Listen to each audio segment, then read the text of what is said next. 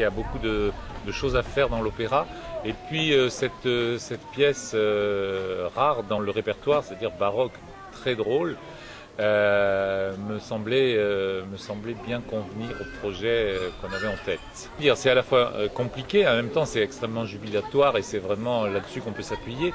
Les personnages principaux sont des dieux et des allégories, donc la folie qui est la musique, Jupiter, Junon, donc des dieux, et les personnages platés est une dryade qui a l'apparence d'une grenouille, donc c'est des personnages qui ne sont pas vraiment des humains, qui sont du végétal, de l'animal, donc comment rendre ces choses-là?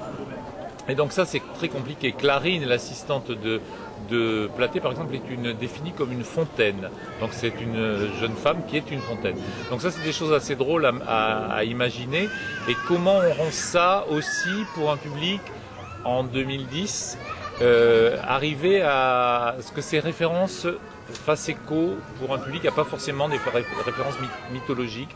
Donc on essaie de mettre en scène, de faire une mise en scène drôlement pédagogique, on va dire.